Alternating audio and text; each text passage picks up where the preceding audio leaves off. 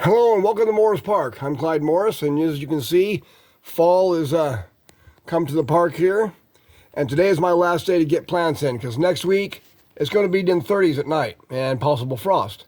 But anyway, welcome to part 3 of my Euphorbia tour, the fall Euphorbia tour. Okay, I'm going to start off with this Euphorbia gabisan, which is a hybrid of Euphorbia plurifolia with Euphorbia susanae. This was sent to me by Alan Peck of Ecorse, Michigan last year. It's done really well. It's just starting to brown up on its leaves. We're getting a little cool weather now at night. I've had the windows open in the greenhouse. I think it feels it. And so it's losing a few of its leaves right now. And by winter, this will have no leaves at all on it. It'll be pretty dry. Like most of my euphorbias in here, they'll stay really dry. Except for maybe the medusoids and some of the leafy ones I still water. But this is a really cool plant. They also call this the pineapple euphorbia.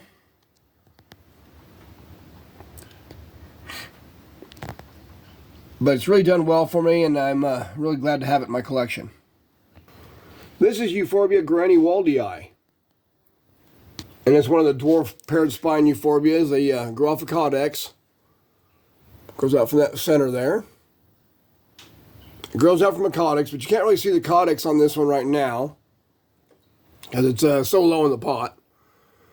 As it gets older, I'll probably lift it out of the pot as the caudex forms more.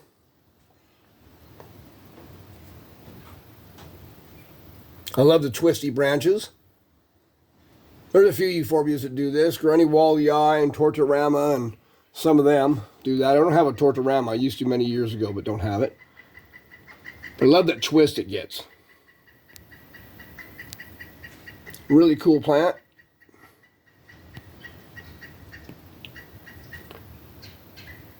Euphorbia grani-waldii. Now these are two little hybrid euphorbias.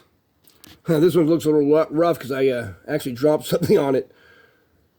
But this one is a seriformis polygona hybrid, polygona snowflake hybrid. Nice little one. And this one is a polygona snowflake striata, a Euphorbia horrida striata hybrid. And hopefully it'll grow out of that scarring. I'm sure it will here after a while. And I got some more of their siblings inside the house I'll show you later. Now this is my Euphorbia evansey bonsai I made. I cut one of the main stems off my big evansey that I showed you in the first video. But I cut off these main stems and started a new one. I thought it'd make a really unique looking bonsai-like tree, since the stems are very sideways and twisted. I think it's made a really cool looking little bonsai, and it's actually starting to grow now. You can see with this branch, like nice fresh growth. So that means it's rooted. And I believe this little main stem here has been doing a little bit of growth too. So very cool. That one's going to grow out for me. Very neat plant. Cool little creation. This is Euphorbia brevatorta. And it's one of the other dwarf paired spine euphorbias, and there's quite a few of them. Grows from a caudex. You can see there. Has these kind of cool, uneven branches here that kind of zigzag in and out.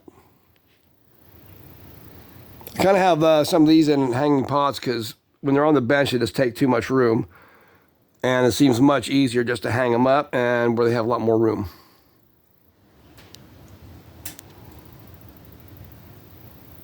Real cool euphorbia. Had it a couple years. And this is a Euphorbia abyssinica crest. Much like the king, this large plant here, my biggest euphorbia and biggest plant in the greenhouse. This is the crested version. See, it's got all kinds of cresting going on, but it also has some normal branches. Now, Euphorbia abyssinica, this big one, it'll get leaves too in a good growing season. It looks similar to a trigona, but this is not a trigona. Euphorbia abyssinica crest. Now this is Euphorbia persistens, one of the other dwarf paired spine euphorbias. You can see into there, you can see the caudex. Got a pretty nice one on it. This is a beautiful plant. And I got this at Drummond's some years ago. And originally this came out of Arid Lands, out of Arizona, was the original grower of this. But it's a really cool plant. I really like this.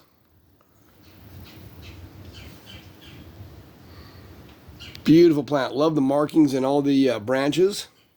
Made a beautiful bonsai type display. Really awesome. Now next to it, I have Euphorbia confinalis. Variety is rhodesica. And I got this as a gift from Daz and Edith of Cactomania. Thanks guys, it's really done well. It's grown very large.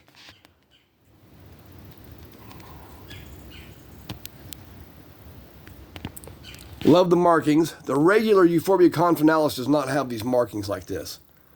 Now, I have a decision to make on this later, maybe next year. And this is a tree type Euphorbia, and it grows from main stems. Being that this is a cutting, I will probably have to do a two-step cutting.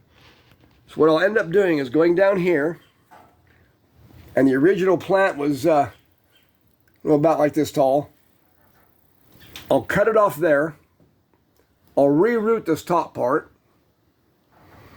and the bottom should grow out new main stems that are tree-like. That'd be really cool. But I'm going to save this top part. I want to reroot it again. It's just so beautiful. And in case the bottom doesn't work out for some reason, I'll still have the top. And hopefully it'll root up real nice for me. I believe it will.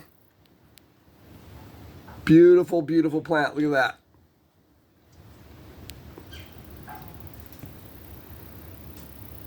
Really nice plant. Love this one.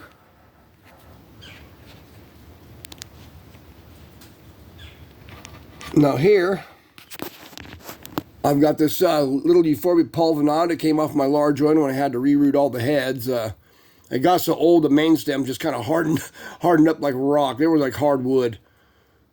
And so I had to restart it. And these starts are doing pretty good. This one's not catching on as well as one next to it. I have a whole pot full of some other ones I've got going real nice back in the original pot. But yeah, doing pretty good. Now this is a Euphorbia lugardae. It's a small one. I started off my large plant. I do have a larger plant. I'll show you that a little later. It's grown rather well. Let's get these leaves. Here's our now. Monadenium's now been put into Euphorbia, so it's now actually Euphorbia lugardae. But I like to stick with the monadenium because monadeniums are kind of unique in the flowers that they have. And this is Euphorbia richii variegata. And it was sent to me by Daz and Edith of Cactomania. It's really grown into a really nice plant in full bloom. It hasn't got leaves now. It's lost its leaves. Really growing well. New offset down there. Couple. And next to it is Euphorbia richardsii, the green, normal green form. And I got this in Springfield at Whitman Gardens. Kind of a little surprise find. It's a little nursery out there in Springfield. And they have some neat cactus and euphorbia sometimes, so I stopped in and actually scored pretty good on that. Got a Euphorbia fruticosa seedling also that was nice. I'll show you that later on. Now this one, can't remember the name now. Okay, this is Euphorbia lentotonii. This is also a gift from Daz and Edith of Cactomania. It's grown out quite a bit. This is one of my faves. I like it because it just looks like barbed wire all over. It's turned into a really cool plant. Right now, you can see how it kind of looks low. Well, it needs a little water. When these things need a little water, their branches will descend a little bit. And so I'll be watering it a little bit. I got some watering to do today. We're still going to be in the 90s this weekend. High 80s, possibly 90 this weekend. So we're still pretty warm. I'm still going to get some watering in. And then next week, the nighttime temperatures will plummet. well, not really plummet, but into the 30s. And so I'll close up all the windows here in the greenhouse, and they'll stay pretty warm. And after that, I'm not sure if I'll be watering again or not. I'll just have to wait and see what happens. Anyhow, awesome plant. Now this is Euphorbia Flaniganii. It's a pretty good one. I found this at Walmart of all places. Great big plant, still blooming. Hanging there with some blooms. Now, I will water this now and then during the winter. If you don't, the branches will tend to dry up and fall off. So I'll watch it. Whenever the branches get kind of shrivelly looking, I'll go ahead and water it just a little. Make sure those branches don't completely fall off. It's still got quite a few flower buds and stuff on it. You see all lining the branches there. But a great find at Walmart. I mean, how many times do you find a huge euphorbia like this at Walmart? That is so great. Now here's a Monadenium Guntherey. I bought this at the Plant and Garden Show, Yard and Garden Show in Springfield several years ago. You can see it's in bloom. It'll grow bigger leaves also. Right now it's kind of hot and dry in here. It's made quite the plant. It was not nearly this big when I bought it. Made a nice hanging plant. You can see it hangs down like that. Most of these monadeniums are well adept to hanging pots. A very cool euphorbia. Anyhow, I'm going to stop here today. Stay tuned for part 4 of the Fall Euphorbia Tour. Take care. Have a great weekend.